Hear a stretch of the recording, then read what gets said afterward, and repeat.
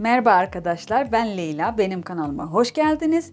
Bugün kısır nasıl yapılır onu anlatacağım.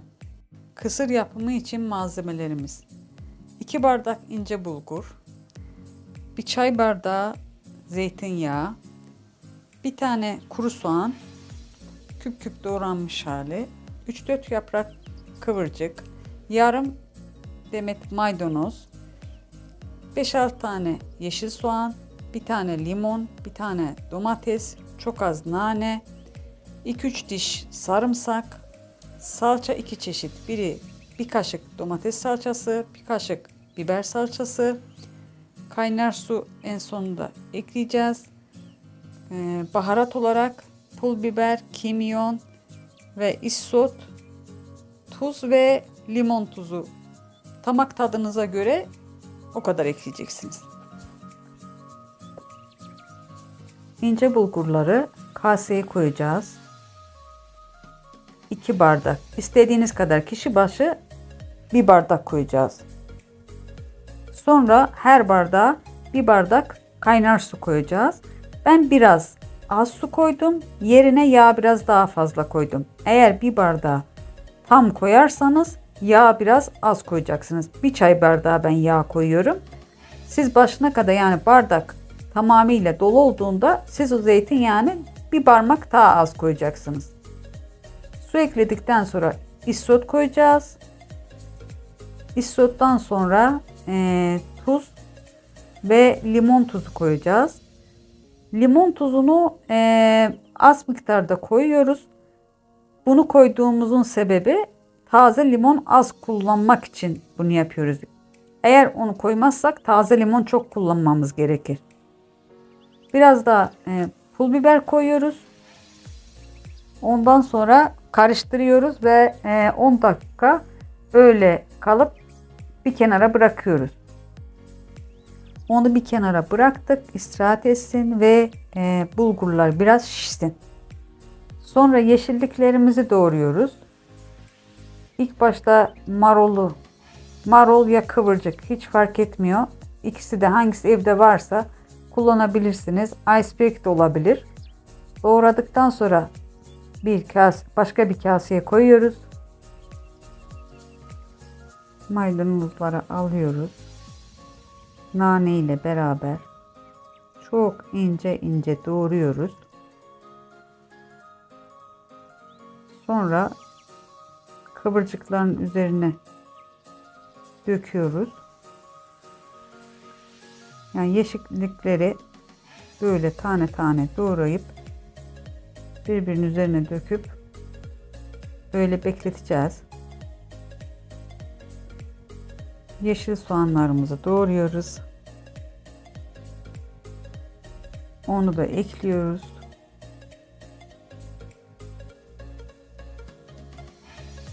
Sonra domatesi küp küp doğruyoruz.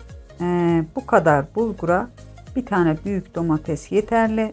Ondan fazlasını koyarsak kendi suyunu bırakır ve bizim kısırı bozar ve kötü olur. Sonra sarımsakları ince ince doğruyoruz.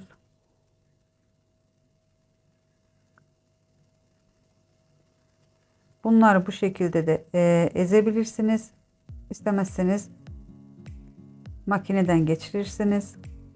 Zeytinyağını bir tavaya koyuyoruz. Üzerine kuru soğanlarımızı koyup biraz kızartıyoruz. Çok az, biraz pembeleşene kadar. Sonradan sarımsağını ekliyoruz. Sarımsağı ekledikten sonra salçamızı ekliyoruz.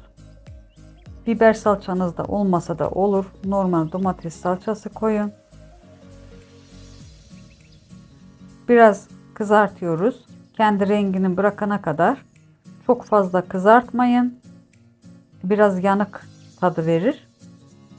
Ondan sonra bir kenara bıraktığımız bulgurları karıştırıyoruz. Dikkat ederseniz ben su biraz az koyduğum için bulgurlar böyle tane tane belli oluyor. Biraz daha sert, o kadar da yumuşak olmuyor ben o kadar az su koyduğum için. Eğer siz bulgurunuzu daha yumuşak seviyorsanız suyu aynı miktarda koyup biraz yağ az koyacaksınız. Bir de eğer bulgurun tadı biraz salça tadını daha fazla seviyorsanız ilk başta bir kaşık yağla bu salçayı bir tavada kızartacaksınız. Bulgura ekleyeceksiniz. Sonra kaynar suyu koyacaksınız. Kaynar suyu çektiğinde o zaman salça tadını da kendine çeker ve bulgurdan böyle salça tadı gelir. O da çok lezzetli oluyor. Şimdi sizin damak tadınıza bağlı. Yöreden yöreye değişiyor. Siz hangi yöntemle isterseniz yapabilirsiniz bu salça ekleme konusunu. Bulgurunuz eğer evde ince bulgurunuz yoksa, orta bulgur varsa aynı miktarı biraz suda haşlayacaksınız. Ondan sonra kullanacaksınız. Biraz iri bulgur böyle kaynar suyla şişmez. Biraz çok hafif pişmesi gerekir. Salçayı ekledikten sonra bulgurumuz biraz sıcak olduğu için bekleriz, biraz soğuyar. Ondan sonra yeşillikleri ekleriz. Yoksa yeşillikler hafif pişmiş olur. Tazeliğini kaybeder. Sonra kimyon, biraz daha tuz koyarız. Bu mezenin biraz ekşimsi bir tadı olması gerekir. Onun için o dengeyi sağlamak için bir damak tadımıza göre tuzu ekliyoruz. Ondan sonra limon koyuyoruz. Şimdi ben bu kadara bir tane limon koydum. Eğer ilk başta limon tuzunu kullanmasaydık 2 tane, en az 2 tane, bazen de belki 3 tane limon koyabiliriz. Yani limonun ekşiliğine bağlı limon eklememiz gerekirdi. Biraz nar ekşisi koyuyoruz. Sonra iyice karıştırıyoruz. O ekşiliği tamamlıyor nar ekşisi. Çok güzel bir tat veriyor. Bu ekşilik yine sizin zevkinize ve damak tadınıza bağlı. Sonra bir tabağa koyup sunum yapıyoruz. Afiyet olsun.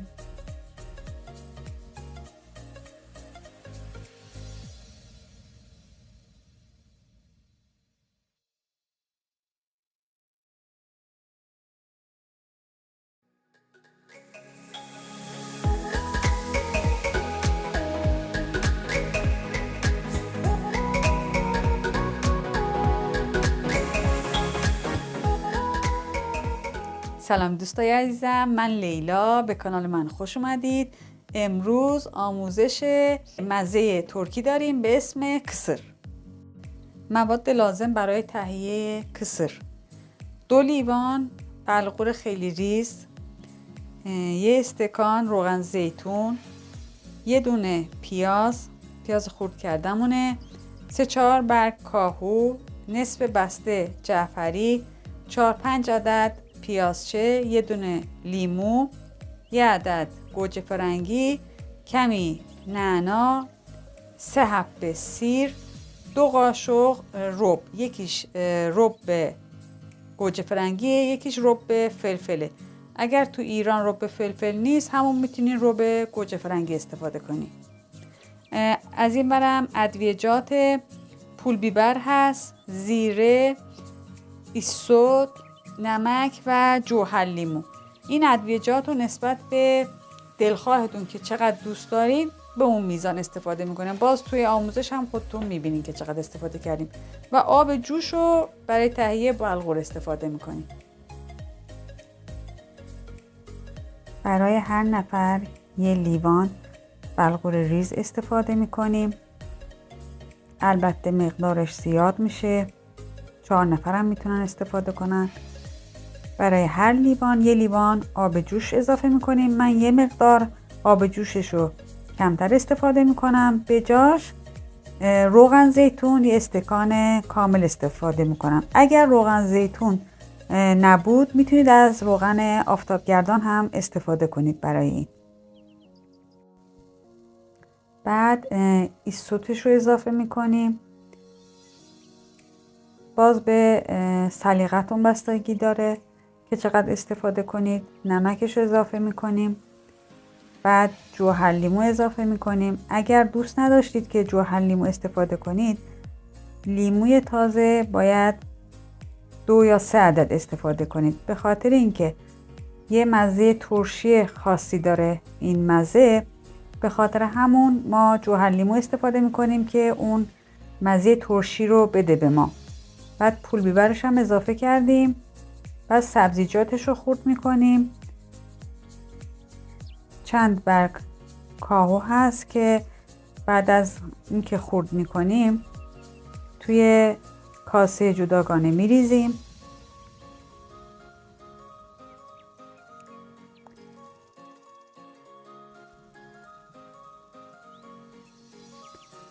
بعد جعفری و نعنا رو با هم خورد میکنیم خیلی ریز. وقتی ریز خورد کردیم به کاهو اضافه میکنیم و بعدش ما بقیه سبزیجات رو خورد میکنیم به همین ترتیب. الان پیازچه، اینم باید ریز خورد بشه. وقتی درشت باشه توی بلغورا بد دیده میشه، چون بلغور ترکیه خیلی خیلی ریزه و ما از اون استفاده کردیم، به همین دلیل سبزیجاتش هم باید ریز خورد بشه. بعد گوجه فرنگی که خورد میکنیم فقط یه دونه کافیه برای کسر. اگه بیشتر از این باشه چون آب پس میده بلغورمون آبکی میشه و مزمون خراب میشه. سیرا رو له میکنیم. بعد از اینکه له کردیم خیلی ریز خورد میکنیم. اگر اینجوری دوست نداشتید میتونید با سیر خورد کن این کار انجام بدید یا بدون له کردن ریز ریز خورد کنید، مونده به سلیقه شما. روغن رو تو تابه میریزیم. بعد پیاز خورد شده رو اضافه میکنیم. یکم که تفت دادیم خودتون میبینید یه ذره مثلا پنبه مانند میشه، از اون حالت خامی در میاد. بعدش بهش سیرامون رو اضافه میکنیم. سیرم خیلی کم تفت میدیم. بعد رب گوجه فرنگیمون رو اضافه میکنیم. یه ذره که رنگش رو پس داد و روغن رنگش عوض شد زیر شعله رو میبندیم. بعد این مواد رو میاریم و به بلغورمون اضافه میکنیم. اگر دقت کنید بلغورای من دونه دونه است و یه خورده حالت خشکی و دونه دونه داره، چون من اولش آبش یه ذره کم استفاده کردم، به خاطر اینکه روغن یه ذره زیاد ریختم که چربی رو به خودش جذب کنه و خیلی خوشمزه بشه. اگر اینجوری دوست نداشتید میتونیدم تو همون اول رب گوجه فرنگی رو با یه قاشق روغن تفت بدید، رنگش رو پس بده، اونو به بلغور اضافه کنید، بعد آب جوشش رو اضافه کنید که بلغورا طعم بلغورشون از بین بره و طعم رب خودش بگیره. اگر تو ایران بلغور به این ریزی موجود نبود میتونید با همون بلغورا که تو ایران موجود هست یه ذره با آب جوش بجوشونید، یه ذره نیم پخت بشه بعد اضافه کنید، چون یه ذره دونه‌هاش درشتره با آب جوش نمیپزن و نرم نمیشن. حتما باید روی شعله یه خورده حرارت ببینن و نرم بشن. بعد که مواد رو مخلوط کردیم یه ذره استراحت میدیم کاملا خنک بشه. بعد سبزیجاتش رو اضافه میکنیم که سبزیجات همون شکل خودشون رو حفظ کنن و به حالت تازه بمونن.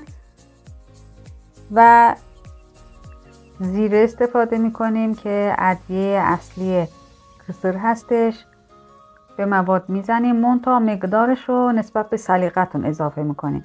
نمک اضافه میکنیم. بعد کاملا مخلوط میکنیم. بعد که کاملا مخلوط کردیم مواد رو که حاضره هم میچشیم ببینیم چه ادویه‌ایش کم شده یا مورد پسند هست. بعد لیموی تازه‌ش رو استفاده میکنیم. آب لیمو رو میگیریم 1 عدد. منتها اگر تو اول جوهر لیمو استفاده نکردید و خوشتون نمیاد، تعداد لیمو رو اینجا افزایش میدید. منتها تو ایران لیمویی که ما استفاده میکنیم اسیدشون زیاده، خیلی ترش میشه، کمتر استفاده کنید. بعد رب انار که بهش میگم نارکشیزه استفاده میکنیم که خیلی خوش‌طعم و یه طعم ترشی به کسر ما میده که خیلی عالیه. بعد تزیینش میکنیم و با نارکشی تزیین میکنیم. عافیت باشه.